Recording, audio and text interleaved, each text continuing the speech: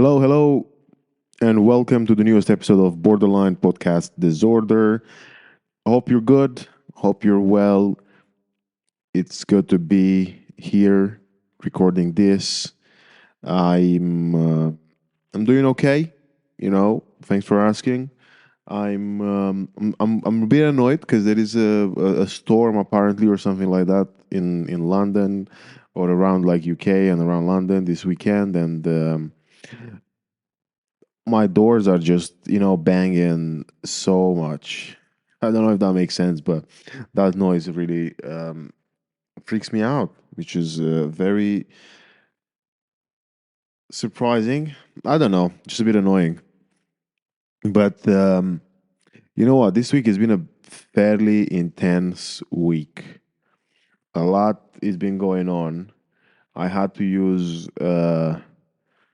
describe a lot. I had to use loads of different um, coping mechanisms. I think even in the last couple of days, I had some really difficult interactions with people that I met either through my day job or just around London existing.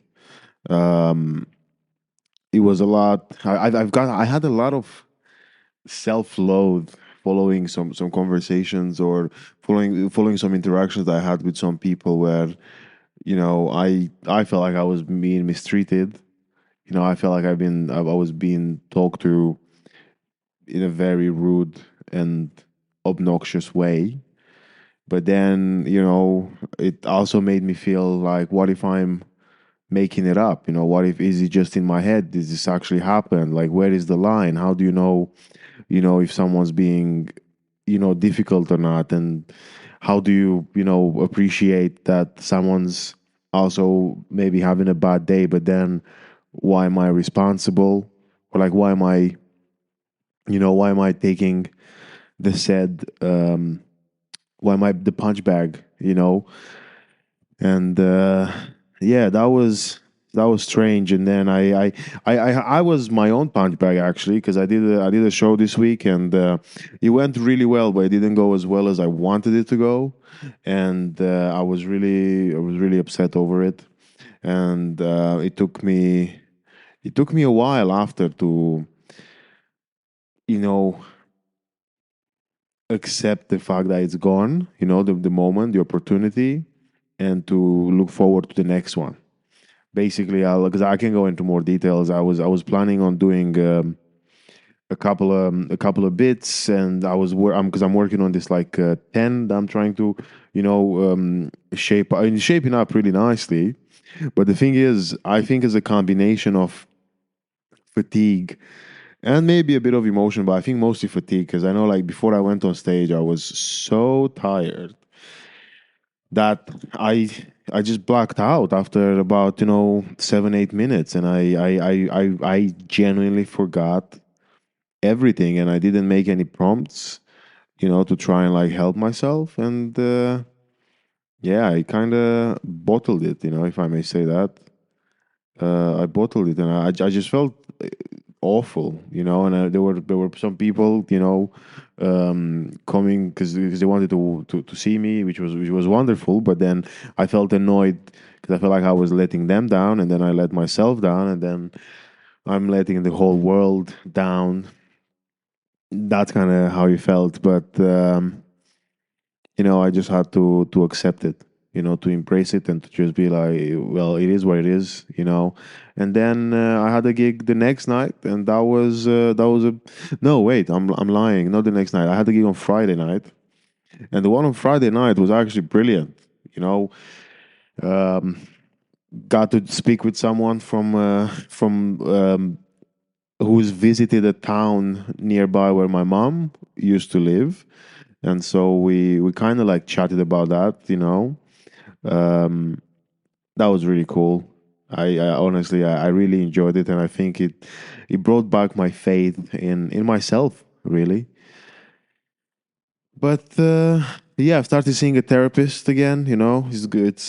We had the first meeting as well on at the end of the what you're looking at now is the previous week, and I'm seeing her again next week, and it's been good. I think there is still a lot to it's helpful, and we had a bit of a we had a conversation, and we talked about, basically I'm trying to use the DBT skills and make sure that I use them as much as I can again, and but we also talked about some of my experiences, because basically now I'm kind of like at this point where I have to like go through my story so far, or like things that have happened to me, and it turns out there is some complex trauma. Again, that's her words, not mine. That there could be some of that as well, that's impacting my behavior and my um, view of the world. And it kind of makes sense, because I think yeah, even the other night I had after I had this whole like thing at work, and after I had like such a difficult day, I thought that my partner might leave me. I was wondering what am I supposed to do then, like moving on. I was already looking at what if I have to move out, what if I have to do all these things. It was wild. I think it was about 20 or 30 minutes that I just couldn't stop, not even worrying, but to me everything just felt like everyone's dying, everything is ended, there is no escape from this. But I'm here, and I'm fine, and I'm kind of laughing now thinking about it. Anyway, it's been a lot, and now I'm going to tell you what to expect from this episode. Well, you've got a brilliant comedian. Daniel Ruiz Tizon he's a great London-based comic, and we have so many, which is wildly, I find we have so many similarities in regards to personal lives, even though there are loads of differences between us, but then again some similarities as well. And I didn't know about many of these until a couple of months ago.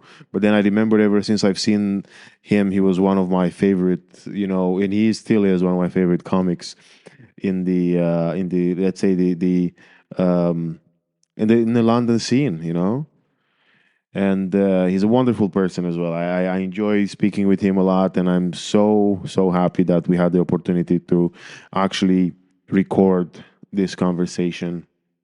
And I hope you find it as good as I did. Now, when the episode ends, I've got a message from one of our listeners, about how they've used BPD and sorry DBT, and I'm gonna read that message to you folks, and so yeah, stay tuned. But for now, please enjoy the interview or the conversation that I had with Daniel. Thank you and goodbye. Okay, Daniel, hello and welcome. Hey, Levi. How have you been today? I mean, it's very early, so It is very early. I'm not a great sleeper, so it's a relief usually to get started with a day and to keep busy. My problem is that historically I've always been a real night owl, a real insomniac. And then about 15, 16 years ago, briefly, I was living out of London and found it quite a hellish experience because I was still having to commute into London every day. And that commute gave me a discipline that lasts to this day of getting up at a ridiculously early time. The problem was I didn't change my body clock, so I'm still an insomniac, but I'm also getting up very early these days. So I think those two married together mean I don't feel I'm going to be around for long unless I sort the sleeping out.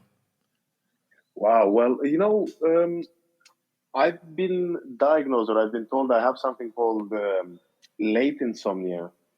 Right. Well, what exactly And is I, that? That's a well, variation, obviously. yeah, well, apparently it's is that for example, I can fall asleep and I still fall into the, I think, REM category, or like the good sleep. But then around 3, 4 in the morning, that's where I get to wake up and I can't go back to sleep again. Yeah, very similar. It's really, yeah, I had a couple of doctors that I spoke to, and everyone was like, oh, yeah, I mean, it's nothing I can do. There is not like because I can take sleeping medication, but usually when I tried it, it just knocks me out for like 12 hours straight. And if I wake up any earlier, I feel miserable the whole day. So I had to stop that. I was offered some sedatives by my GP the other day, which I turned down because I remember my only previous experience of sleeping pills was about 12 years ago, and they were very effective, but they do leave you drowsy. But the overriding memory of that experience was it just changes your taste. You've got this metallic taste in your mouth. And I had it all summer, and it was horrible. And that eventually persuaded me to come off the pills. But they were very effective. I'm a big reader, so I'd be reading in bed. And I just remember that my fingers would slide down the page, and I knew I was just going to nod off. It was the only way to get to sleep. But I wouldn't want to do that again. If I try to make an effort, I try to get to bed at a better time these days, but the process of trying to get to sleep is awful. And as soon as I can wake up, as soon as I can be out of bed, I just take that opportunity. I just want to get on with the day. Wow. What kind of, what's your, I guess, type of book of choice? Because you said you're a big reader. I'm a big reader. I read a lot of Victorian fiction. I was a literature student, so I worked my way through the classics in my 20s. And these days, the hangover from that is that I do still have a big love for Victorian fiction. I read a lot of true crime fiction from that period. The weird thing is I'm not someone who can follow the plot that well. So I'll find myself 100 pages into a book and already I don't know what's going on. But I just find that reading for me is my most effective way of disengaging from the digital age, because I feel personally that the digital age has cost me a lot. It's given me a lot. I mean, for instance, we're doing this. We couldn't have done this 15, 20 years ago. But I feel the advent of the smartphones has taken the digital age just too far. So every day for me is a battle to limit phone usage. And it's been mostly a successful battle, except that I'm not a big fan of Apple products, but I was a big fan of the iPod. And once my iPod broke, they're very hard to get now. So I have to listen to podcasts on the phone. So everything I do during the day to limit my phone use is undermined in bed when I'm trying to scroll through, trying to make a decision on what to listen to. But I do feel life has got too fast, and I don't want to sound like an old man who is saying it used to be better in my day, because there were many things about my day that weren't very good. But I feel all of us, regardless of age, I feel that the advent of the smartphone has cost us a lot. And we're distracted. We find it hard to focus. We find it hard to hold a thought. We always feel maybe like we're missing out on something. So for me, the way to tackle that, the most effective way, is to just immerse myself in a book. So on average, I'll get through a couple of books a week. But as I say, when I'm reading the crime fiction, often I've no idea what's going on, which I would attribute to a lack of focus because of the age that we live in. Fair. I think I went through 6 books in January, which was like That's very record good for me. But and I try now to do about 10 pages a day at least. And are you reading in English or Romanian? No, well, that's the thing. In English, I went to Romania last month with my partner, and I got a book in Romanian while we were there. But usually, because I have to buy the books from here, and I love like charity shop finds and stuff like that. They're usually in English. Do you think in your own language, or do you think in English now? And when you're on stage and you're working through stuff, because you're performing in English, how are you thinking? Are you thinking in Romanian, or are you thinking in English at that moment? In English, which is really bizarre, because I feel like I sometimes, for example, now actually, I'm meant to do a Romanian comedy night in April with some like Romanian professional comedians, and I have to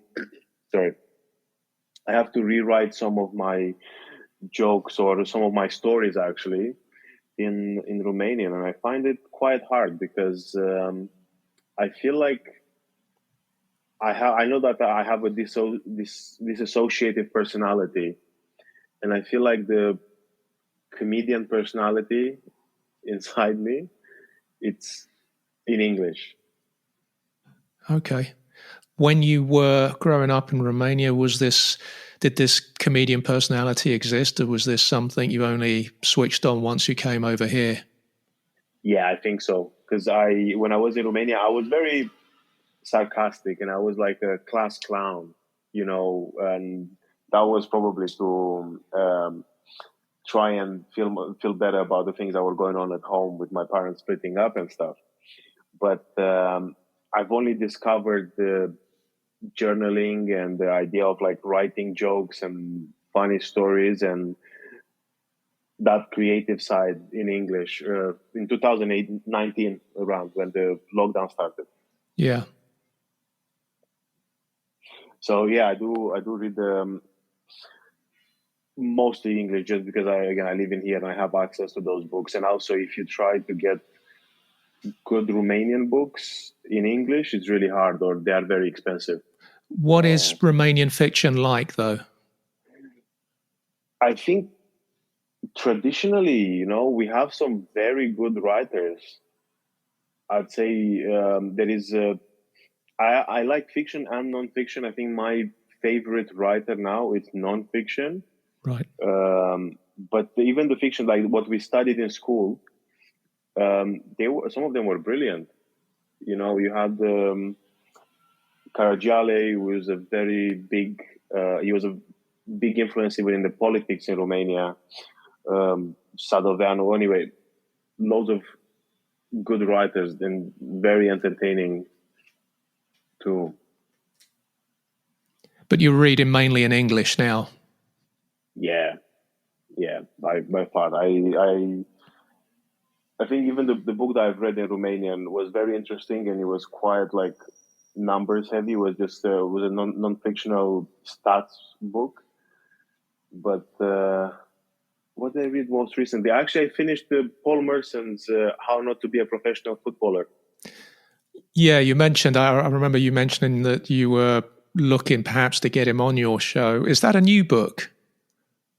No, apparently that's the old one. The new one it's called Hook, and I'm going to read it after I finish the one that I'm reading now, which is from Primo Levi, who's Yeah. Holocaust survivor. Yeah, It's I've a got a really couple good of book. his books, but quite grim, understandably. Oh yeah, well, oh no way. I'm excited to hear. I mean, excited to hear that you also read some of his work. Yeah, it's the first time I've read a book by or from him, but I find it very interesting because it's like a journal more than anything. So he actually explains what the days were like, what you were doing, and stuff like that. And I'm like, oh my god, this sounds. I find it engaging because I want to know. Yeah, and it's still only 4 generations ago that all that happened. I can't get my head around that.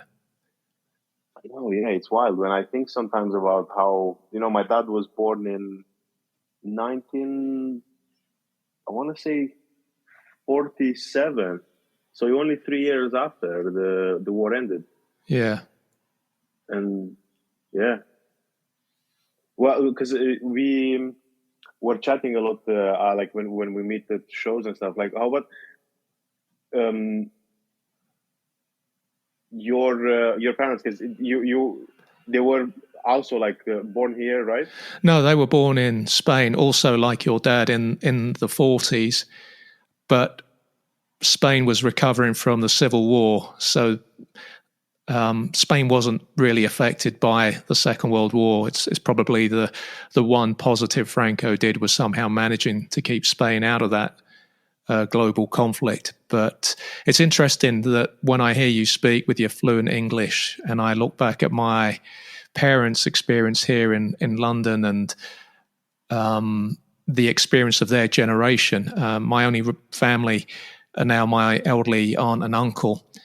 And so I listen to you speaking fluently and immersed in the culture here, and it's something that they never managed. I often say my aunt and uncle have been here 58 years. They came here just before my parents, and yet, and I don't say this for comedic purposes, but if my aunt and uncle know 58 words of English between them, I would be very surprised. And it's it's a generation of Spaniards that came here during what in Spain I think was known as the Los Años de Hambre, the years of hunger. So they either came here or went to Germany. I've got lots of German family, or they went to Belgium. And my aunt came here. My mum, who was her younger sister, later followed.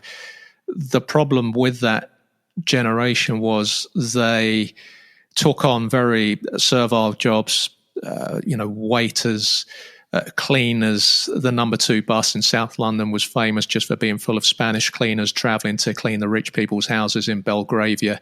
And that in this day and age in London, that's been replaced usually by the Latinos traveling at 5 a.m. on the buses to clean our universities and hospitals and office buildings. And by the time people turn up to work at 9, these people are often gone. They've often finished their shifts. But in that generation, they just mixed with themselves. And then as I was growing up, there was a Spanish social club in South London, and they would all go there. So they very rarely mixed with the English. There was only one region, because Spain, it's not a very patriotic country. You have patriotic regions, pockets of patriotism. Now, I'm not a patriot myself, so I have no problem with this, but it's very region focused. And the closest we could come to that in this country is Yorkshire, where they're very proud to be, very proud to be a Yorkshireman, a Yorkshire woman. We don't really have that here, but in Spain, your region comes before your country. And the only region in Spain that really successfully integrated into British culture at the time and was able to speak English properly was just getting my geography right, the northwest, the Galicians. And that was because they were on the border with Portugal. And again, Portugal, there's been this wave of Portuguese immigration into the UK, and particularly into South London since the mid-90s. And what struck me about them was how much better their English was. And one of the reasons for that is their television has subtitles. It's not dubbed, whereas Spanish television is dubbed. So the Portuguese come here with a far better grasp of English. Around 2008, 2009, I started to notice that there was a new wave of Spaniards coming to the UK. I think because the financial crisis was taking a hold. You had lots of Argentinians moving to Spain. You had lots of young Spaniards moving to England, coming to London. And I noticed that their Spanish was much better than my parents' generation. And it took me a while to get my head around that. But in terms of my parents' generation, I would say it was a failed immigration, really. And I think that when you go somewhere, as you have, it's the biggest challenge an individual can take on. You're moving to something completely alien to you. You're starting a new life. I know enough about you to know that you did it at a young age. It's a massive challenge. I wanted to do that and go the other way to Spain in the mid-noughties. It was driving me, and it helped my work a lot. But do I think I could have pulled it off? Possibly. But I can't say I was certain, and I was very anxious about it. I just think it's the biggest challenge to leave your home and go somewhere and start afresh. And I see the limitations with my aunt and uncle, and every letter that they get scares them because they don't understand it. And I think, how did you manage? Now, what that generation gave us was love, and taught us how to be respectful. But they, to people, taught us the difference between right and wrong. But the community was very limited because it only interacted with itself, which I think is a big mistake. It's interesting you say that, because I know loads of Romanians that have left Romania as soon as kind of they could. So it's probably actually around 2007 when we became a part of the EU. And they also been in London for almost 20 years now, and they wouldn't speak very, very good English either. And I think it's just interesting when you look at. I think in my head I always put it based on like what the end goal was, Because I know, for example, for some people from the area where I grew up in Romania, all they cared about was coming in, making a good living so that they can support their family and then eventually leave. While my goal was to, actually, no goal necessarily, because when I came in here, I also thought that I would eventually go back, or I thought it was a temporary solution. But then I've changed my perception, thinking that, actually, I have to stick around here for a while. I have to also have to make friends, to be a part of something. And that's probably what pushed more to, I don't know, putting myself in also, because all the jobs that I've done, I've always worked with people from different countries. While again, I have some friends in London that only work like with each other, so it's fairly straightforward for them. If one of them speaks English enough to get the paperwork for the job and everything, and see what they have to do, no one else has to bother about anything else. Do you think the fact that you were so young when you came here was an advantage because you maybe didn't grasp the enormity of the challenge of starting in a new country? I think so. It depends, because you were saying the thing about like moving to you when you were thinking about moving to Spain. Yeah. I think when you do something like, I just want to experience something new, it might, again, it feels different from when I kind of like, it was a result, or like it was the consequence of some of the actions around me that got me in this place. So it's not necessarily like it wasn't a choice that I made just for the fun of it. So, or not for the fun of it, just for, I just want to experience life in England. It was more of okay, I need to start working. I need to become a self-sufficient adult, etc. It's easier here than it would be in Romania. I'm coming in, I'm working, and then, I was like, okay, well, at times I didn't feel like I had a choice. So that's why when I sometimes speak with people and they're like, oh my God, you came at an early age, it sounds like it was really difficult, or like, to get like your head around it. Looking back at it, I don't think I saw it as a choice. It was more of you have to do it. And then looking at it years later, I'm like, oh, Jesus Christ. Okay, yeah, some things were quite intense or quite rough. Yeah, that sounds almost a sad thing, really, that at such a young age you felt you had to do it. It's quite a burden. Yeah, it was. But you know what? It's worked out. It's worked out, exactly. Yeah, that's the thing. I can either be bitter over it, or just accept it and just try to do things better. And look, now it's somehow worked out, which is beautiful. And did you try have you tried to actually live in Spain for a while? Have you ever lived anywhere outside of England? I'm a terrible traveler. I haven't had a holiday now for 17 years, partly because I need to be busy every day. And all I was doing, there was a period where I was traveling a lot because I was a football journalist and I was flying a lot, but all I was doing wherever I went was working. And that was fine for me. I'm not a touristy guy. I'm not a bucket list guy. It's something I've accepted about myself. And it's interesting. My dad was exactly the same. In the last 25 years of his life, the only time he went abroad was for his mum's funeral. And there's nothing in this world that I want to see badly enough to make me go on a plane. I have no curiosity, and I have traveled a lot, and I've been in multiple time zones. I've been on the other side of the world, and I've been in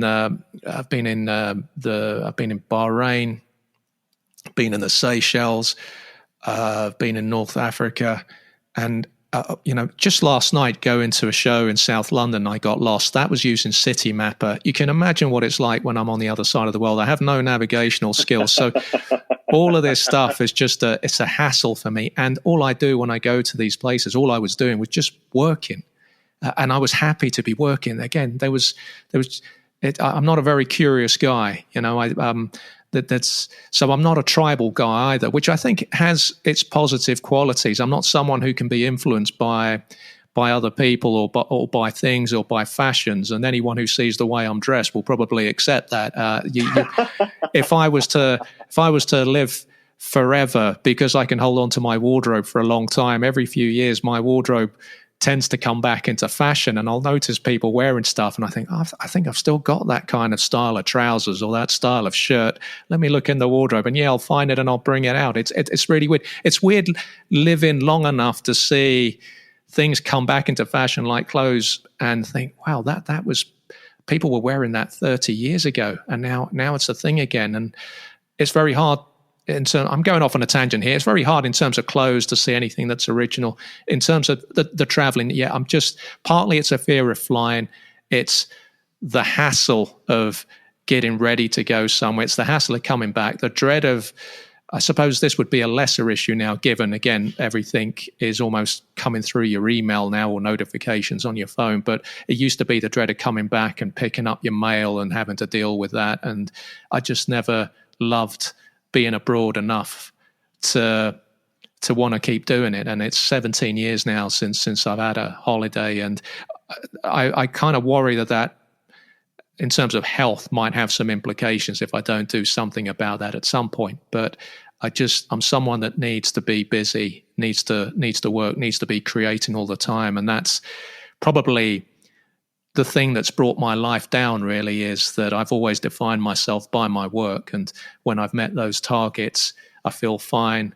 And when I haven't met those targets, or when I've fallen away, which is the nature of being a writer, really, then I'm really disappointed, and mentally it's been a struggle. And that's probably one of the reasons why I'm still single, and it's one of the reasons why I'm not a big guy for going abroad. It's really interesting you were saying about the working every day, because I think I do have days off now. However, even on my days off, I would still do something. Yeah. Like, I can't just not do anything. And I don't know. It sounds interesting, because I know sometimes when I think, even for example, when we went to Romania, and we were like, okay, cool, I'm not taking my, computer with me to edit a podcast episode or whatever. But then I would still have my iPad, and I would still do some editing for some videos to release, or I would still do the writing. Yeah. I would still take 30 minutes of the day to write stuff as if I'm going to the gym or something. And I want to keep that muscle, active. When you say muscle, you use the singular term there. Is there a particular muscle on your body you're trying to keep active? I assume you mean the whole body, unless you have a specific muscle that you're very proud of. Yeah, share the muscle, Levi. Share the muscle with your listeners. It's not it's not particular the muscles, but the comedy muscles. The comedy muscle. The comedy muscles. What was the word I wanted to use? The ones that put me in trouble sometimes. The thing is that, and I think it's the same for a lot of comedians, is we're not necessarily materialistic people. The ambition is a personal ambition. It's an internal ambition. And you find yourself going to all manner of gigs, some of which may be really bad shows that we've done before and that we know are going to be bad again, but something keeps us going, something keeps us out there. Now, I'll speak for myself, if I was a very materialistic person, the drive would be steered towards something else that was going to help me get closer to finding a long-term home somewhere where I might be happy to live, towards earning the kind of money that would allow me to go on holiday and enjoy myself and to do the nicer things in life, but instead, like a maniac, you're trekking all over the place and going to do, a 10-minute spot that might take 2 or 3 hours to get to. It doesn't make sense, but it's just the way some of us are built. And I think sometimes that not being a materialistic guy, it's cost me in many ways, because as a young guy once said to me, money gives you options. And while I'm not, it does give you options, and I'd never really appreciated that. So I was the kind of guy, my parents came from southern Spain, and they have a reputation in southern Spain, in Andalusia, the big region down south, for being real sort of party animals. And I remember someone saying, I can't remember who, that if you give those people £300, they will live on it for a year and have a really good time. It was a short-term thinking. And for me, that's how I lived. I wasn't partying in my case, but I might sell a script, and looking back, you get £4,000 or £5,000 for that. But what's that for a year? And you've been working on a script that's taken you a year to write. It's nothing. You can't function like that. But that's how I've lived my entire life. And it costs you. It costs you your life in terms of living a more exciting life. It can cost you in terms of being able to hold down a relationship. All you're doing is surviving. You can't replace things when they break.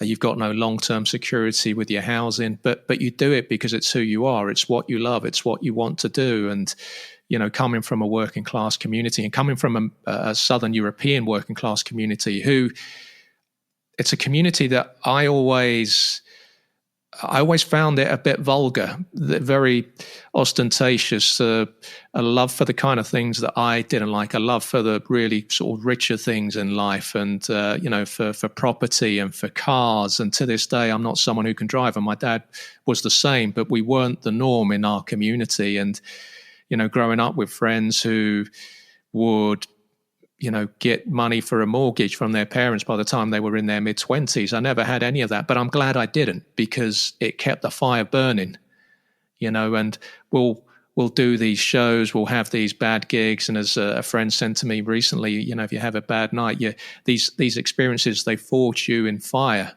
they harden you. Now, the difficulty with those experiences is that they never quite leave you. They will.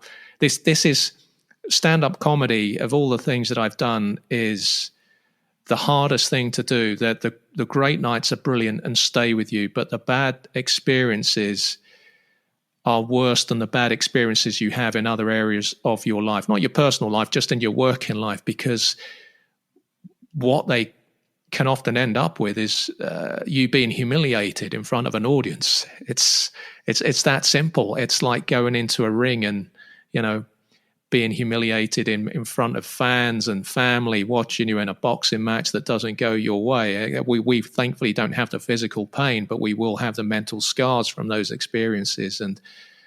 But by not being materialistic, this is the path that I've chosen, and this is those choices that I made in my younger years. It's what I'm committed to now until the end. I'm never going to be a guy that owns a home. I'm never going to be a guy that wants a car.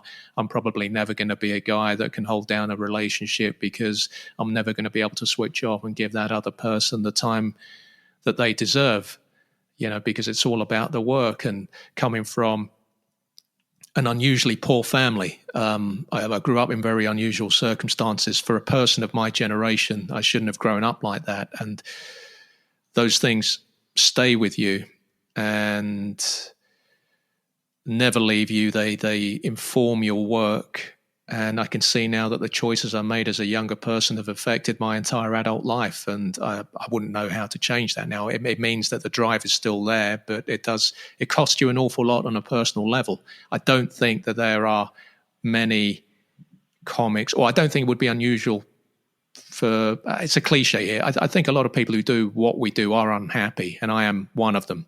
But you find your, you find your home on the stage. You find your home on the stage. It kind of salves the wounds that you have, and then you go home, and then you do it all again 2 or 3 more times that week, and you just keep going, and you hope that you're making some progress. That was a very long answer, and I'm not even sure it was an answer. It was a ramble.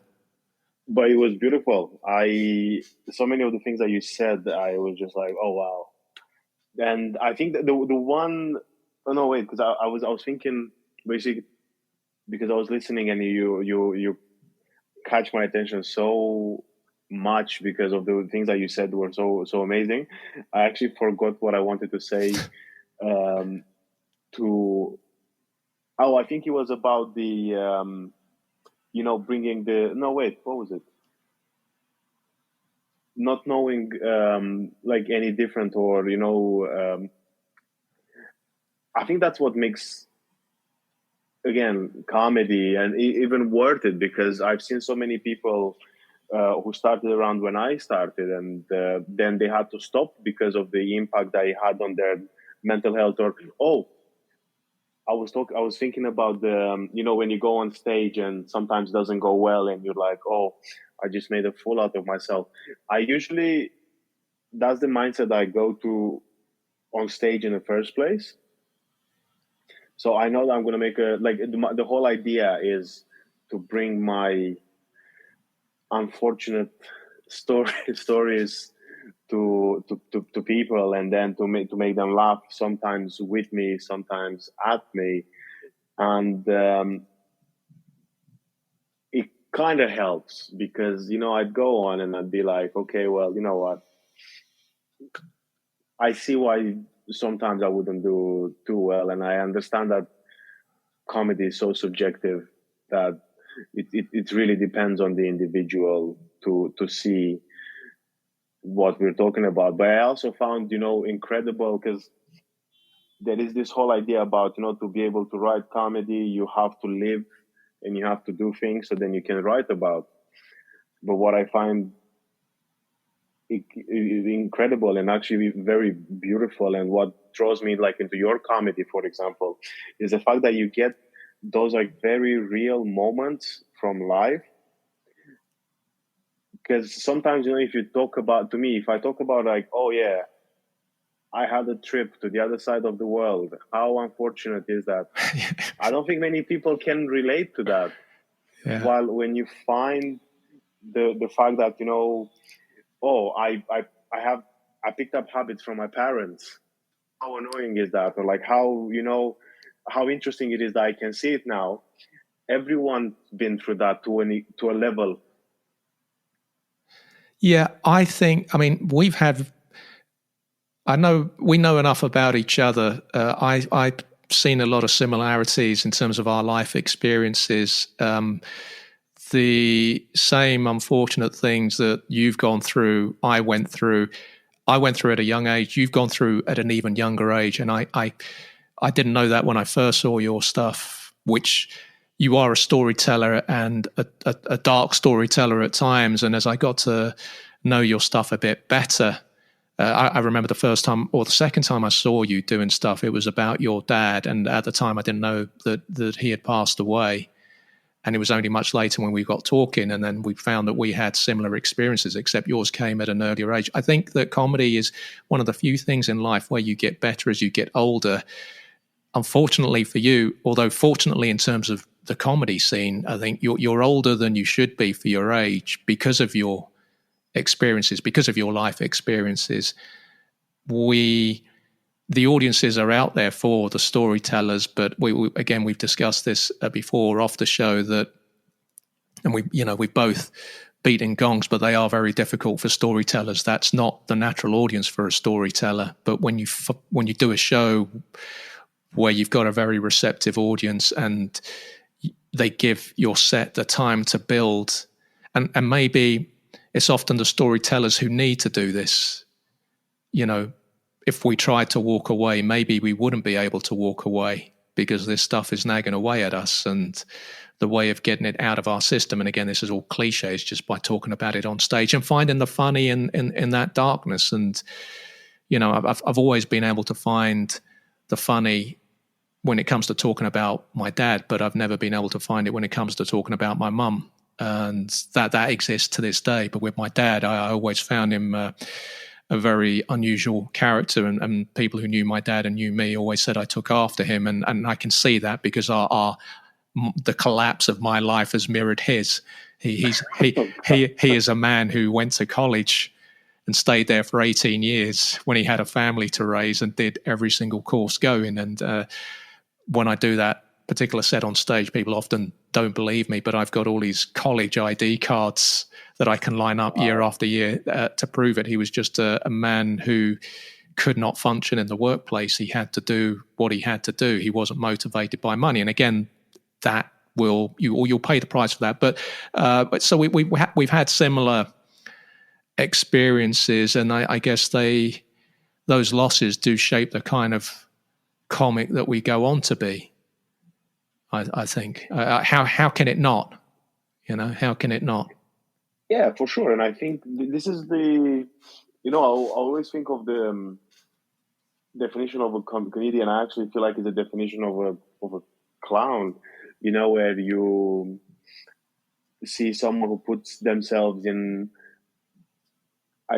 unfortunate situations just to try and make the other person laugh. Like there was, clowns like would hit themselves in the head with like a hammer or something and just be like, oh my God, look how silly this is. And then that's how I feel about my comedy, where I usually take this thing of like, I'm thinking about it. I've been going through it. Might as well try and look at it in a different perspective. Because the thing is, I've been bitter over things that have happened to me and things that were out of my control for such a long time. But now I think a bit more about, well, let me see if I can take this and actually turn it into something that can help me somehow get somewhere. Yeah.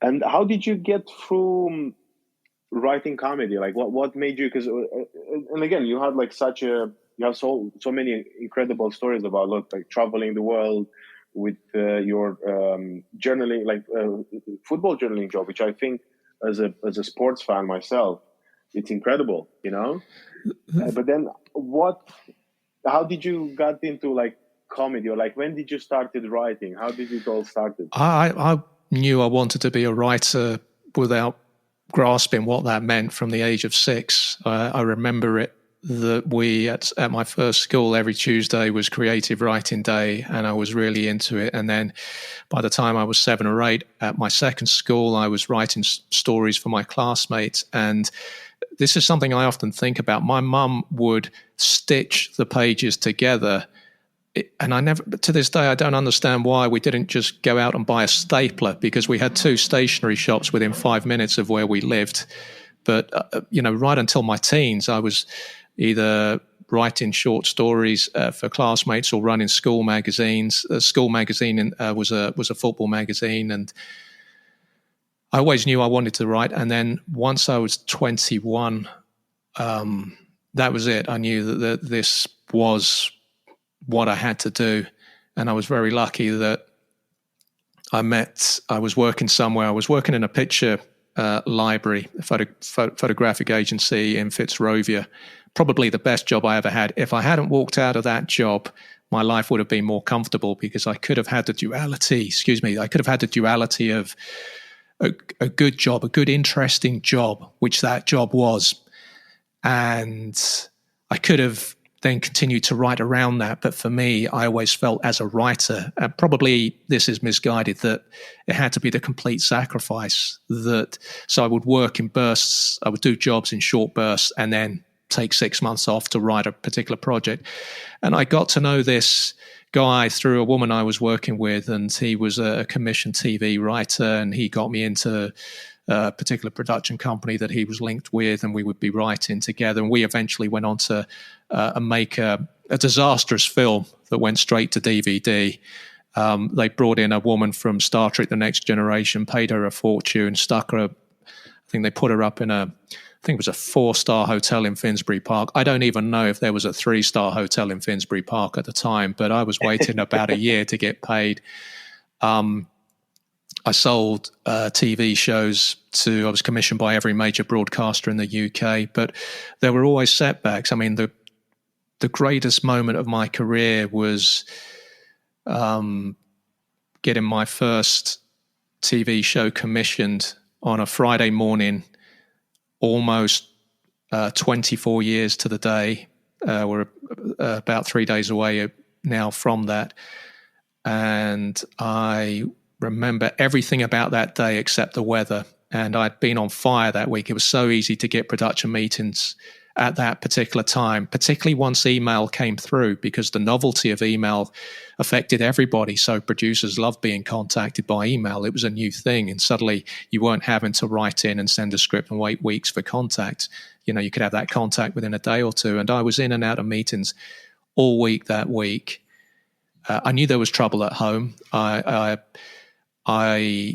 was motivated because I could see my mum wasn't well, and I knew that there wasn't enough time I wasn't going to have enough time with her, or as much time as I wished to have with her, to make her comfortable, because we lived in atrocious conditions.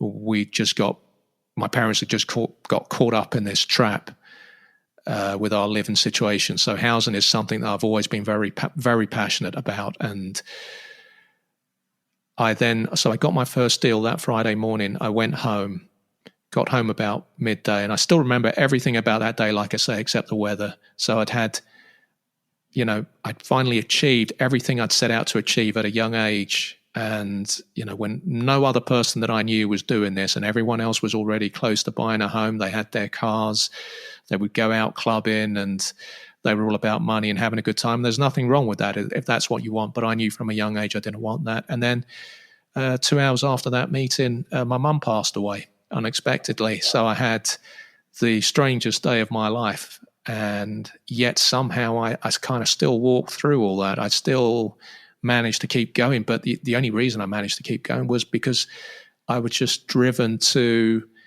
a ridiculous degree. Something that, again, I keep coming back to, cost me much of my life, really. And if I hadn't had that, maybe I'm not sure I would have come through it, because it was such a traumatic event. And for the first 2 years, every day just crying. And I'm not someone who can cry, and I'm not someone who's cried since then. But you just, it's in Spanish culture, in Southern European culture, probably in your culture, your mum is a god. It's probably why British women don't really like Mediterranean guys, because they know we're mummy's boys. And and I had to grow up, and I struggled because I was a very immature guy. For my years, I was young, but if I'd been British, I would have been far more mature. So that was very difficult. But again, the writing kept me going, and I ended up getting commissioned by every major broadcaster. But it was short-term thinking, because I refused to engage with the 9-to-5 world on a regular basis. Everything went into the writing, and when your career goes wrong at some point, then you're in trouble. And that's what happened to me. My last show had been commissioned by Channel 4. They started having problems with the title because the financial crash they were concerned that would cause problems. The cast, it was a brilliant cast. It was everything I'd hoped, but I never thought I'd get with the cast. And there was a read through, and you're thinking, wow, look at these. This is a really, really good cast, a well-known cast, but I belong here because I'm a good writer. I knew I could do this. I just wish I could have done it with my parents still around to see it. And then that got pulled because it was too dark a script, and we were going through the financial crash, which then led to the years of austerity and 14 years of a sequence of the worst governments that I've known in my lifetime. And I'm not a politically motivated guy, but these guys over the last 14 years have just been a disgrace. And that kind of stalled my career badly. I don't make any attempt to hide that, and I've never been able to rediscover my focus, to be honest. And the comedy has been a way to try and get that writing out there. What I did do after the television was I did lots of radio. I've made over 1,000 podcasts, and I feel that has actually helped me a lot on stage, because I know how to project my voice. I know how to hold an audience sometimes in a difficult room. I don't think I could have done that without those years of radio. I found especially exciting because you're interacting with an audience, particularly in the early days of social media.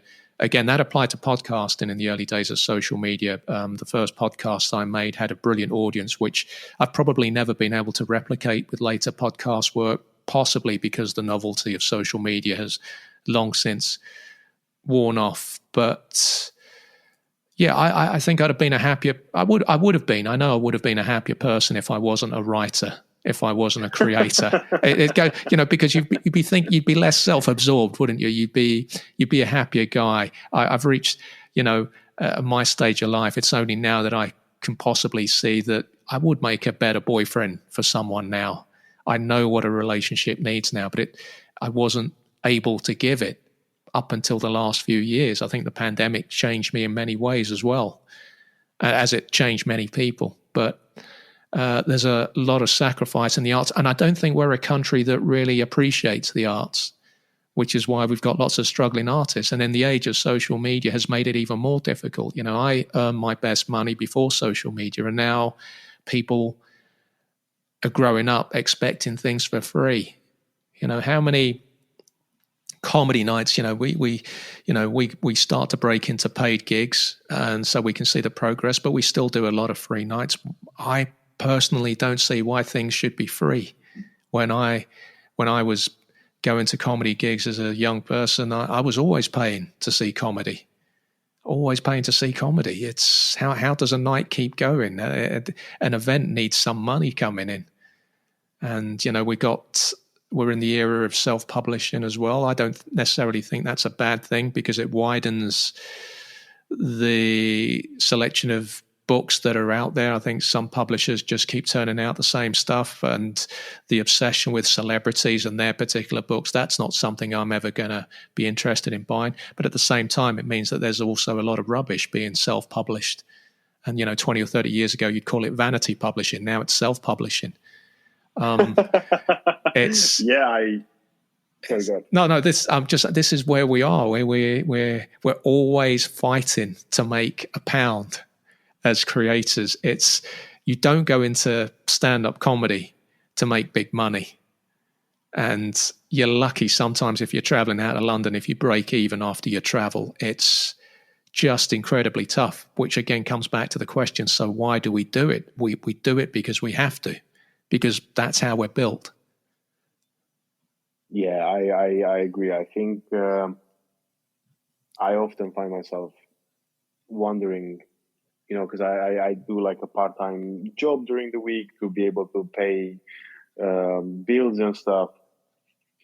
And sometimes I'm like, oh, why do this? Why, like you said, why travel for 3 hours or 2 hours, then be around the show for 2 hours and then another 2-3 hours back for either nothing or very little. But I think it's once you find it, because I always read those books, or I hear people saying that you find what you want and you kind of you just give yourself to it. Because I also think that historically, besides of the time when I struggled with like alcohol and some other sorts of like abuse, I was always a very, I don't know, I didn't want to spend money. Yeah. Like if I had the choice, I would not go out, for example, which is actually quite funny, because I would rather drink at home on my own than go out and know that I spend even more money drinking with other people. And now if someone gives me a spot somewhere and I have to spend 10-15 pounds to get there, and I'm getting nothing out of it, I will say yes. But then if I have to go out with a friend, I would probably be like, oh, what's the cheapest, coffee shop or whatever that I can take my friends to? Yeah. But trying to find a cheap coffee shop in London now is a hell of a task. But yeah, I completely hear you on that. Those nights, often the comedy nights, they often cost us so much. And the things that might make us feel better about ourselves, such, being in the company of friends, we will torture ourselves about how much the night is going to cost us, and yet we'll go out and spend money on a ridiculously priced train ticket to go and do 10 minutes somewhere in some coastal town, or 20 minutes if we're lucky, and if we're lucky we make a bit of money. It's a strange one, but we do it. For me, I tried stand-up after the collapse of the Channel 4 deal. I went into stand-up for the first time, and all I did was 17 shows. I couldn't get going. I really struggled with it. I was, and some nights were really good, but the bad nights I couldn't deal with, and I wasn't comfortable at all on stage. And I think I went back. I was away for 9 years. I went back, partly I think the pandemic. I was isolating on my own for 13 months, and then things like going to do stand-up weren't that big a deal. But also I was very curious because I'd been on antidepressants for about 3-4 years at the time, which probably the worst decision I've ever made in terms of what it's done to me. But the worst, the one thing, the thing that it has done, and I noticed this early on, that it takes, the whole fight or flight thing. For me, it took away the flight thing, and I only started to notice it when, living in South London, it's a naughty area. You got to, you've got to be very careful. And suddenly, I was getting involved in situations where normally I would have walked away. The adrenaline would have kicked in, or some fear would have kicked in, and suddenly I wasn't walking away, and I was standing my ground. And it was happening too many times, and I grasped that this was the medication. And ever since I went on those pills, and I haven't been on them for about 18 months now, and I'm also teetotal. So, I've been teetotal for 14 years. So every single minute on stage, I'm aware of what's going on. It's done stone cold sober. The good moments, the bad moments, I feel them all. But I realized there's no anxiety. Prince Andrew claims he doesn't sweat. For me, I know I have no anxiety, and that is something that's that can be a hangover from being on antidepressants. And then once I realized that, I started to think to myself, I wonder then if I could go back to stand-up. I wonder if I would get over my stage fright, because that's what it was. It was a crippling stage fright. And, that there's a bit of anxiety on the morning of a paid gig where you're on a really strong bill, but it's the butterflies in the stomach that you need. I always feel you need a bit to go on stage, otherwise you're going through the motions. You need to be aware that you're doing something very difficult. But in terms of everyday life, despite having plenty to worry about on a day-to-day basis, such as my housing situation, I can't physically feel that anxiety, and that is the pills. I've spoken to consultants about it. I've read up about it. I know one person knew of one person, a writer, through someone else who had the exact same experience as I did. And you can find their last few posts online still. And then they took their own life because of how they felt, which is an identical way to how I feel. So I think those pills were the worst thing I ever did for myself. But they're also the reason that I went back to stand up. They're the reason that I'm here now, 300 gigs in, making progress. Without those antidepressants, I would never have gone back to stand up. What? If you don't mind me asking, because I'm still taking something called fluoxetine, and I've been taking this since I've been diagnosed with borderline personality disorder. However, before this, I used to take sertraline. Yeah, for me, it was the sertraline. And you were on it as well. I had when I lost my mum, I resisted counseling, I resisted pills, and then just before my dad disappeared a couple of years later, which was a really strange experience, particularly after the manner of my mum's passing. And then by the time my dad had disappeared, I was already on, I can't remember what it was back then. It was an early generation of antidepressants, but I was on them. And I remember it took about 4 weeks for whatever I was on to kick in. And I'd gone to Spain at the time, as it was when I was still traveling, and I was sitting by a friend's pool my feet were in the water and I was trying to write, and I realized at that moment I couldn't write. But I also realized that I suddenly felt okay, almost happy. And I had these ridiculous 8 or 9 months where I was unnaturally happy, which was, complete turnaround for someone of my personality. But I was always aware that it was an unnatural state of happiness. And it completely crushed my writing. It was 2 years of not being able to write creatively, which is why I went into football journalism, which was just pure hack work. It was purely for the money, and the money was good. So I kept doing it. And after 8 or 9 months, so when my dad disappeared, and when we finally found out what had happened to him, I was able to ride through that. And partly because I never wanted to revisit the pain of what I'd felt when I'd lost my mum, but also partly because of the pills. The whole thing just washed over me. I took very long to begin searching for him. He'd disappeared for a while, and I hadn't got my act together. And that was, again, the pills.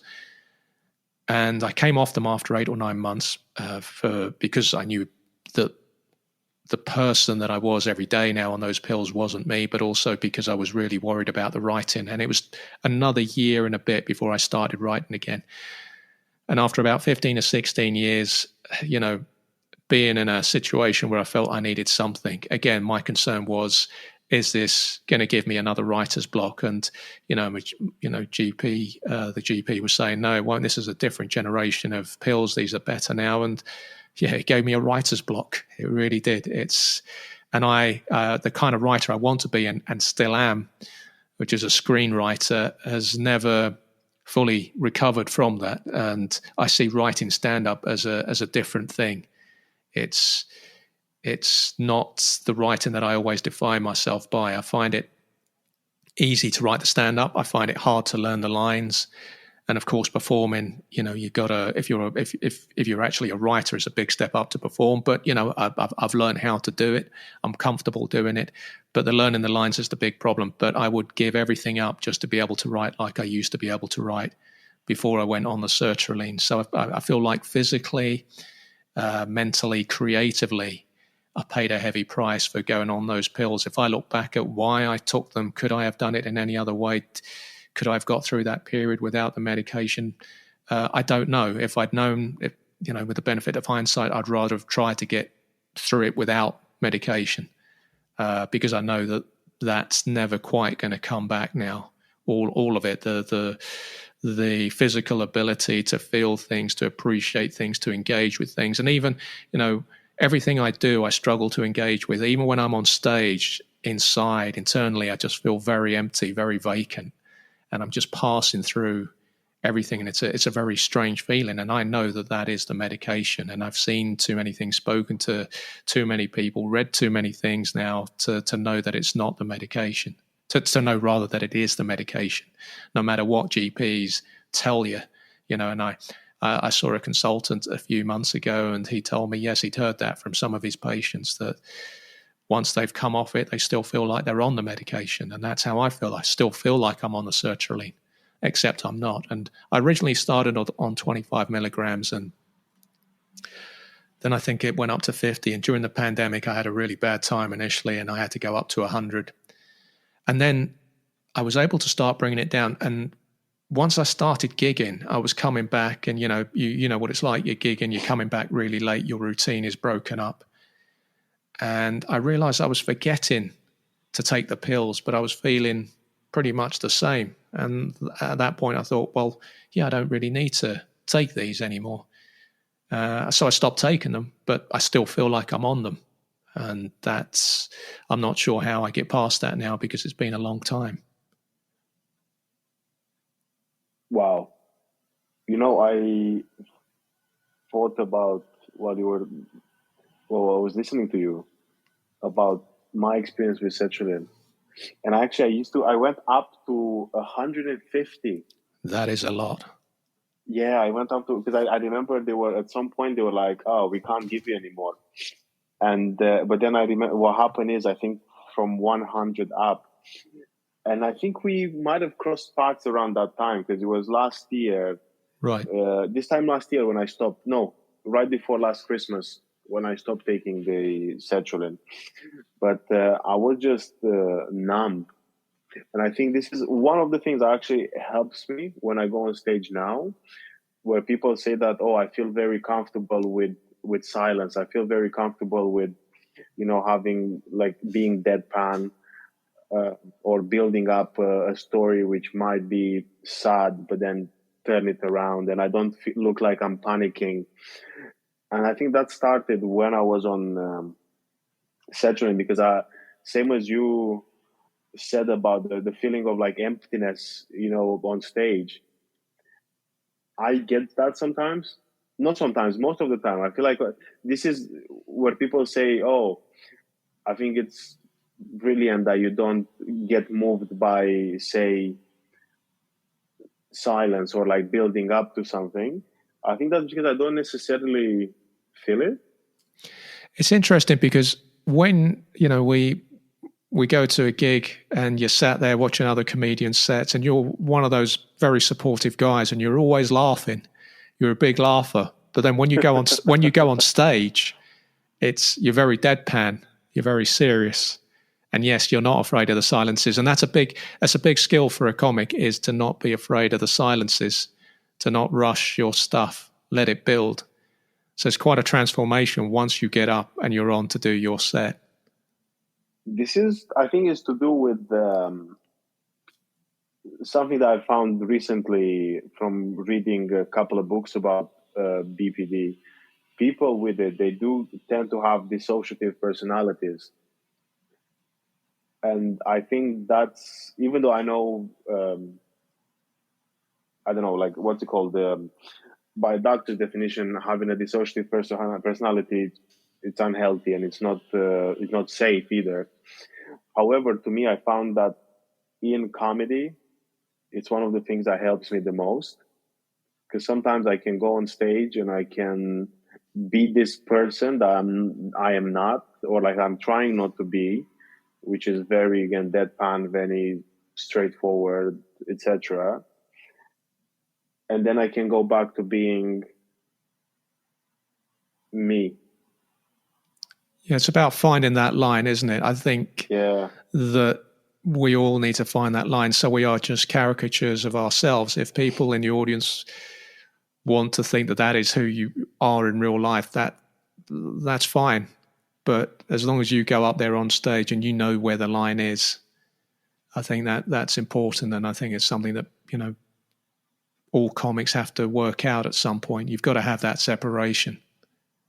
It helps me out. And I find it that sometimes people find it surprising how, like you said, supportive, or, how I chat with other people and how I'm actually being involved in conversations when I'm not on stage.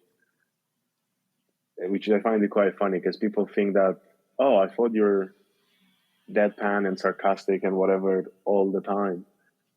Yeah. Now, you did you're doing, you did, sorry. You are doing you're doing a podcast as well, right? Actually, you're doing a couple of projects, I think, in the same time. Well, the current main podcast, and I always swore I'd never come back to podcasting, but it's purely motivated by money. It's the only reason. And that is a historical football show that I launched during the pandemic. It's called When Shorts Were Short. It's about football, specifically between the years 1954 and 1992, which are the only years in football history where footballers wore short shorts. And despite the title, it is a serious show. I was never able to make it in the way I wanted to make it, because it would just have been too difficult for one person. I wanted to just make a magazine show with different stories within each episode, but it's become the episodes are long form interviews with former footballers, writers, journalists who covered the game during that era, or, a younger wave of writers and journalists who retrospectively write about the era. And I always thought it was commercially a very strong idea. The one thing I didn't appreciate was that, particularly with the dementia epidemic, that guests might be problematic, and there have been a number of guests where I haven't been able to use the interviews because clearly the effects of dementia are kicking in. And when I've arranged the interviews, they or their families and haven't told me what the situation is, but very early on during the interviews, I've realized, so there's that problem. I've got a limited bunch of guests that I can get on because, one, they are dying out, but two, there is the dementia issue, which is a very serious thing amongst older footballers. And also the journalists, the writers from that era, they're also getting quite on in years. So it's very difficult. That's something I maybe didn't consider, but the show is it's picking up. It's on its third series. This was my first stab at doing a commercial show, but it had to be, or a mainstream show. It had to be, though, the kind of mainstream show that I would listen to, because I'm not a big one for listening to the mainstream stuff. The thing that disappoints me about podcasting is, for me, it was always an alternative to radio. It had to offer something different to radio. And the reason we've got podcasting in this country, or one of the reasons why podcasting became so big, although it took years to become big, and I'm one of the early generation of podcasters, there was a big missed opportunity for audio in this country in the mid-noughties, and that was the failure of Channel 4 to launch Channel 4 radio. It went on for 2 or 3 years. It would have been a massive opportunity for creators such as ourselves who, I started out on, with spots on Radio 4, but I was never really a BBC guy. So it would have been a massive opportunity for people who weren't part of the mainstream, in the same way that Channel 4 back in the day was brilliant for comedy and for giving opportunities to people outside of the mainstream. And that fell through. And then it was still another 7 or 8 years before podcasting became big in this country. But we've gone from the late noughties, where podcasting was made by people in their bedrooms, to, it did take a while, but a decade later, podcasts carrying adverts for mattresses and, double beds. It's a really strange thing. It's a good thing. It's a positive thing. And I think there are some brilliant podcasts out there, but I will never give my time to a big mainstream podcast, because there will always be an independent version of that is usually better by someone you've never heard of. And the great thing about, using an app like, say, I'm not going to mention any apps, but we know what the podcast apps are, though, that once the algorithms pick up on what you like listening to, they will throw up so many smaller shows that you wouldn't have heard of. And it's always worth giving those people a chance. There's one show that I always loved, and I'm not someone who's into exploration. As I've told you, I don't even like going on holiday. It's a Canadian show, Time to Eat the Dogs. It's about the history of exploration. One of the best podcasts I've ever heard, and the guy stopped making it because the downloads were so poor, and yet it's one of the greatest shows I've ever heard. And again, it's down to listeners to be adventurous with their choices. Now, I don't listen to the mainstream football shows. Gary Lineker in the last 2 or 3 years has got into podcasting. He's now behind the biggest podcasting company in the country. He's successful enough as it is. I am not going to start listening to his shows. And listening to Gary Lineker, Micah Richards, Alan Shearer is not going to give me anything. It's not going to give me anything I don't already know about football. I don't necessarily need to hear ex-pros telling their stories that have already been in the news for the last 10 or 20 years, because football has been much better covered in this country over the last 20 years. It's been covered now in a way with the same intensity that it is on a continent, because it was never covered like that in this way. I don't need to necessarily listen to the Athletics football show or the Guardians football show, which I listened to for 15, 16 years until James Richardson left. And it was a big show for me because it was one of the first podcasts out there, and it showed you what could be done. So it became a big thing for me to launch a podcast in the late noughties. But I always try to find the smaller independent versions of those shows. The same as, if I'm at a comedy show, I'm never going to go and see, I'm not a big person then necessarily for going to watch stand-up comedy. I'll watch it if I'm on the night and I'm there, and I'll enjoy it. But I'm not someone who's going to go out of their way to watch comedy. But I can promise you now, I'm certainly not the kind of guy who's going to pay to watch a comedy show because I've seen a poster that says featuring so-and-so from Live from the Apollo and so from 8 out of 10 Cats and so from some other panel show. I'm not interested in that. I think comedy on television is often a corruption of stand-up. I think the true stand-up, the pure stand-up, is found in the clubs.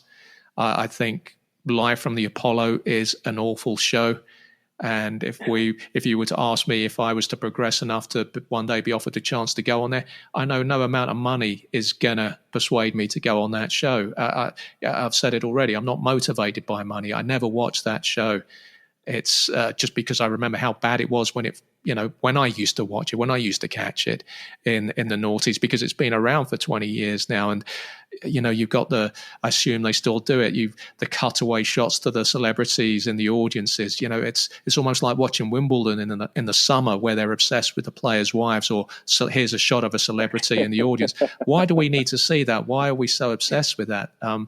And that's how I feel about podcasting. There's so many mainstream shows. You've got the BBC now, who are an absolute monster with their BBC Sounds. They took years to grasp how big the potential of podcasts was. They used to upload their shows with no intro theme, no outro theme. And I asked a BBC producer once why they did that and why they often took so long to release the podcast version of the radio show. And they'd say, well, it's not a priority and we're just told from above, just get it out in the next few days. That's it. Now you can't listen to a BBC Sounds show without some big advert in the middle plugging more of their bland output, because often these podcasts are bland. The beauty of podcasting, I think, is still there with the smaller creators. The problem is the smaller creators struggle to survive and the shows often die long before their shelf life should have been reached because there's no visibility. The key is visibility. And the key is, if you have listeners they enjoy your show, they've got to rate the show, subscribe to the show, review the show, because that increases the visibility. Listeners take it for granted that your show is going to be here every week, but they don't know the struggle. They don't know the low downloads figures, because you've got no visibility, because you're being crushed by these people who have, maybe a dozen people working on the show, whereas you are a one-man band. I am a one-man band.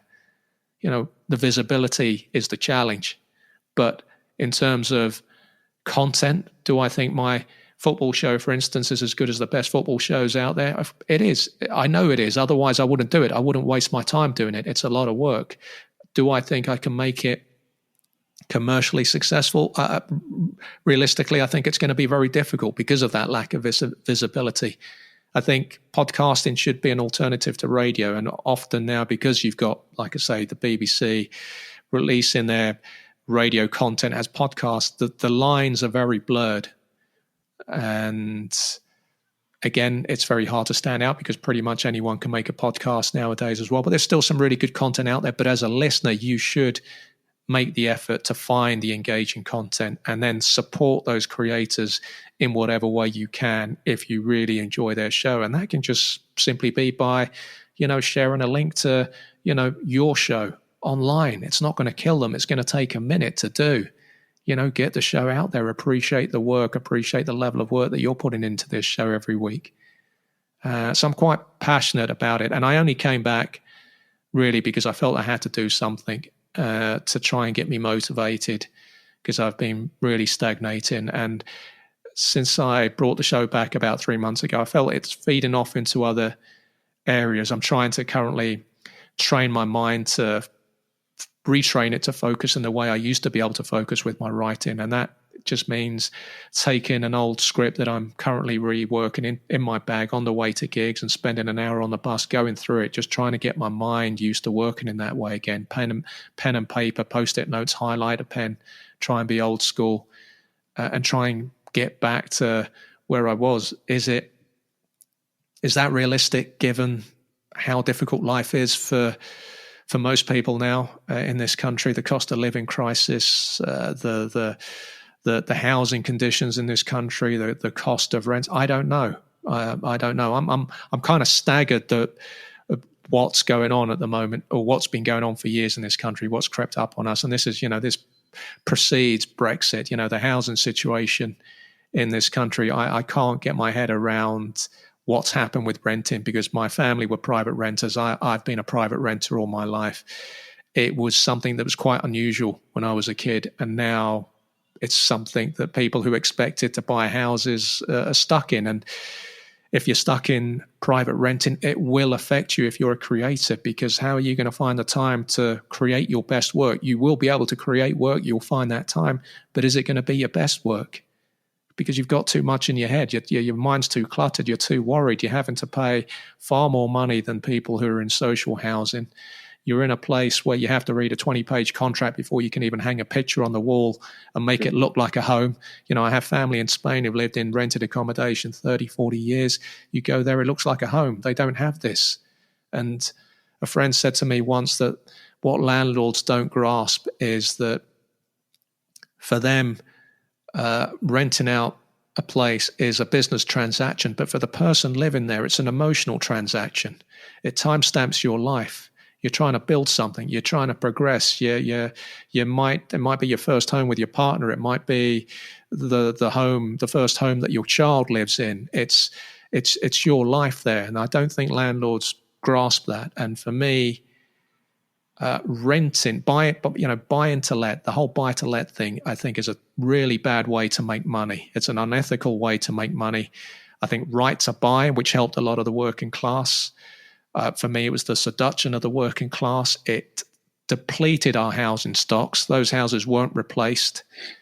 And we took too long as a country to react to the housing crisis. And we only reacted to it when middle-class kids and Guardian readers started to be affected by it, because they expected to be able to buy their homes like their parents did.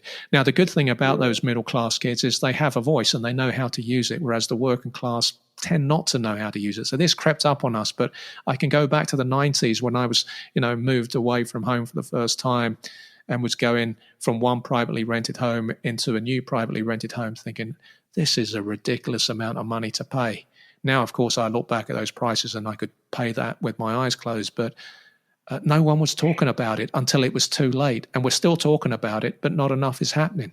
You look around London. When I was growing up, I remember it was quite a common thing to be able to see bricklayers. I remember it as it was a regular visual of my life, watching them building a house brick by brick and being, quite taken by that visual. The color of the bricks and the precision with which they were laying the bricks. Where do you see that now? And, you just got mass gentrification everywhere. I've grown up in South London. Everywhere in South London wants to be the new Clapham. You've got Nine Elms, the mass gentrification of Nine Elms with all these towers springing up. Where is the affordable housing? How do creators support themselves when they've got no stability with their housing? We treat our homes now the way we do our phone contracts. We're always looking for the better deal because, so it's the short-term thinking. And I think it changes the nature of the work that we release. I don't see, if you don't have that stability in your life, it's going to affect your creativity. It definitely does. And it's really interesting to hear because to me, I think when I moved to London, I was quite shocked about it. Luckily, when I was in Manchester, I was renting privately, but it felt a little bit different and a bit more like, I was getting on with my landlady and like you said, actually, I never thought about it this way, where it's like an emotional transaction, because I remember that to me was like the first place I've rented with a very good friend of mine. And we loved that place as if it was ours. And then I came to London and I had to rent through agency and pictures looked nothing like the actual flat and so much more stuff. And I was like, oh, God, this is ridiculous. Wow. And you've got to deal with the letting agents. You've got the renewal fees. If you want to stay in the flat, if you've laid down some roots, the first thing they're going to do is up the rent on your second year. It's a terrible way to live. London has become a city for either the super rich or the super poor. I don't think there's much in between. Social housing, it's going to be very hard for kids now to grow up in inner London as I did. You just You just don't see it. I'm staggered by the scale of the change in this city in the last 10, 12 years. It's become a very greedy city. And for me, having a home, I never wanted to buy a home. It wasn't something that interested me. But obviously at that time, the alternative was a bit better than it is now. For me, the only reason to buy a home now is because the alternative to not owning your home is dreadful in this country. But for me, a home is, you buy your home, you live in it, you build your memories, you build your life in there. Not about them buying a second home and renting that out or having two homes. You know, I'm in a building where I'm on the top floor. There's two other flats that are often empty. Half the people in this building have second homes outside of London. The bank holidays, Easter, summer, it's a ghost town in this building. And you think about the number of homeless people in this city now, which is probably the highest, I think, since the early 90s, when you had the old cardboard city in Waterloo, which was quite an arresting spectacle. You go through high streets now, and certainly in South London, you know, Brixton and Camberwell, you've got homeless people on the streets. You've got really aggressive beggars who will manhandle you. You know, things are so desperate out there. These are things that I hadn't seen before in this city. And you kind of really wonder, well, I mean, it's the natural conclusion to just nearly a decade and a half of cuts after cuts after cuts to services. And again, though, I think it will shape, I know it's shaped my work, and I think it'll shape and alter the work of many creators, because our job as creators is often to document what we're seeing and the way the world is changing. And London now in 2024, I think, is quite a grim city. I think there's a lot going on that we haven't seen for a long time. There's a lot of people who are absolutely on their uppers, who are prepared to do anything to just be able to get a meal. And the housing situation isn't improving. So many people are struggling. You know, people are using food banks. I've had to use food banks myself. And it's you go to a food bank and you think, the interesting thing about the food bank experience for me was, it was a real eye-opener. I turned up thinking I was going to get fresh veg and fresh fruit. Everything was in a tin. And so the people who donate tend to be people who are doing better, you know, the middle classes, for instance. And it's great that they donate, that they have that generosity to think of others. But I couldn't help but feel that they were often donating the stuff that they think working class people eat. And I'm not someone that eats tin stuff. And when I was saying this at the food bank and saying, well, have you got any fresh stuff? They looked at me as if, well, who the hell is this guy? You know, who wants proper food? What's wrong with these tins? So I never used them again. You know, the last thing you need, if you're going to a food bank, the last thing you need is to go home and eat food that's going to make your health even worse.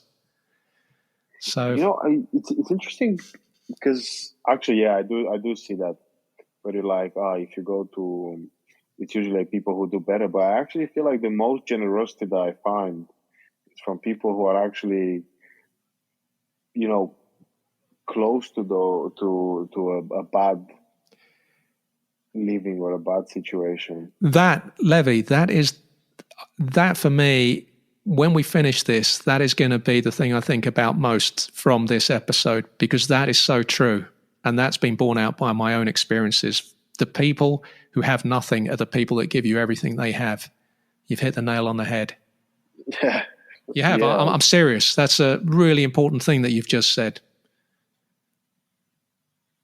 I think it's based on on like past experience and the things that I've seen, because it's kind of like once you know what it's like, you don't want someone else to be in that position, or you're I don't know, it's really crazy because you see loads of photos now when you get X, Y, and Z celebrities donated £100,000 for a cause, but then, you know, if anything, I feel the person who should be celebrated is, you know, someone who, for example, if I sometimes do a run and I know one of my friends who's in uni debt ever since he's left uni is giving me like £5 or £10 for my, you know, fundraiser.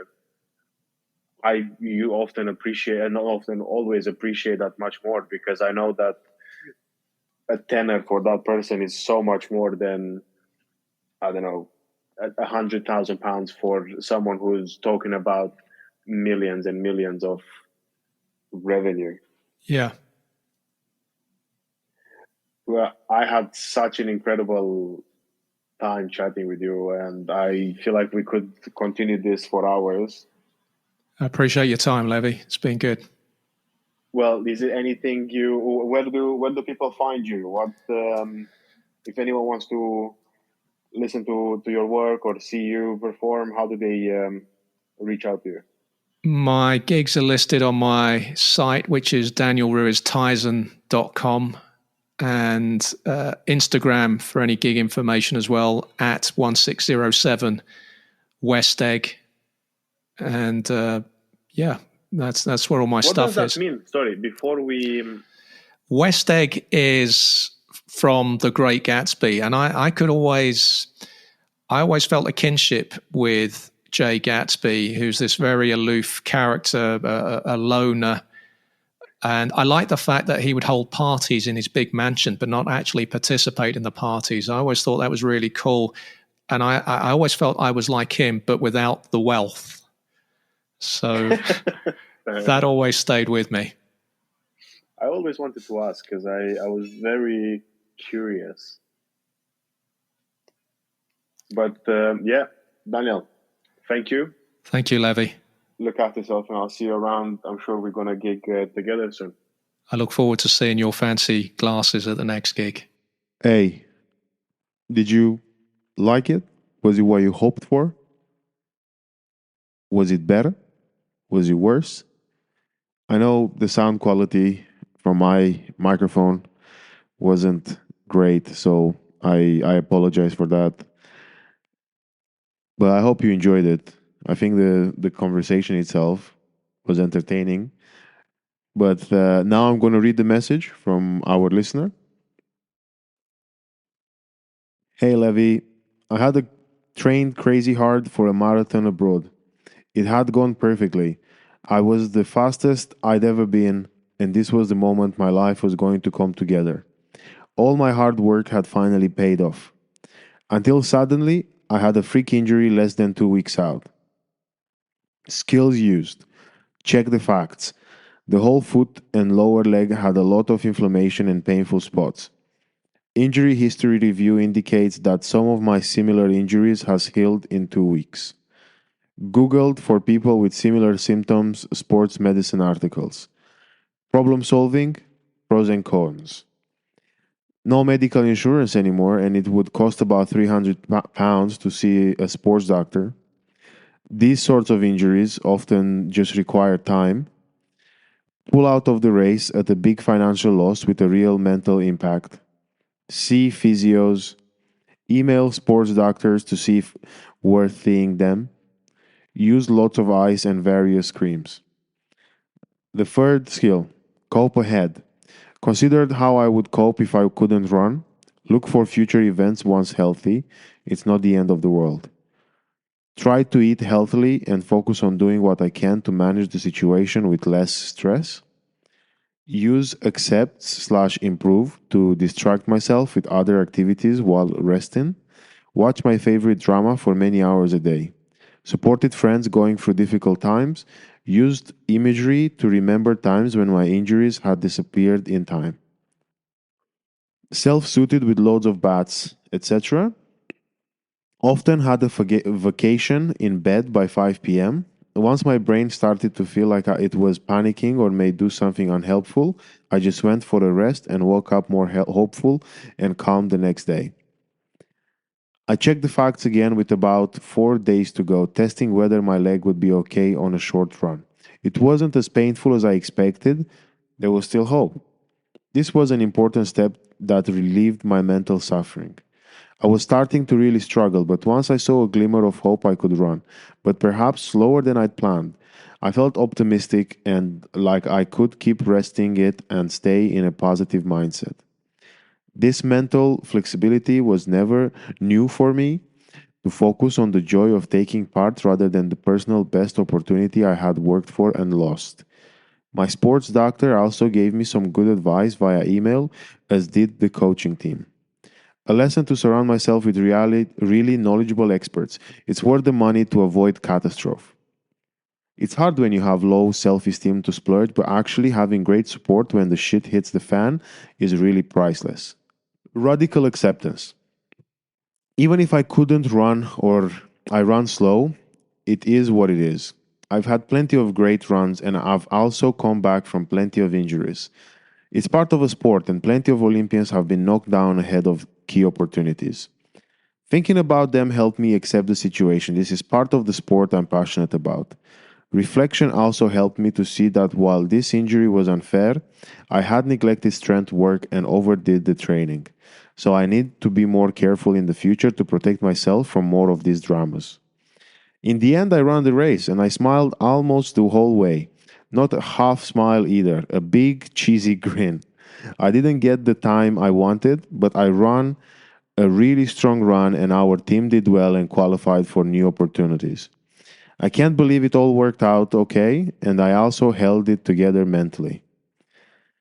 Well, how uh, how good is that? First off, thank you for sending this. It was a pleasure reading it, and yeah, it was just wonderful. So, borderline podcast disordarians. If you want to send me your message to be featured on the new episode next week, email me or just send it on my Instagram, Facebook, anywhere, whatever you find me, send the message over. But I do have my email in the bio of this episode, so you can have a read through the bio, and then at the bottom there should be the email there. Hope you all have a nice week. Look after yourselves and stay skillful. Bye for now.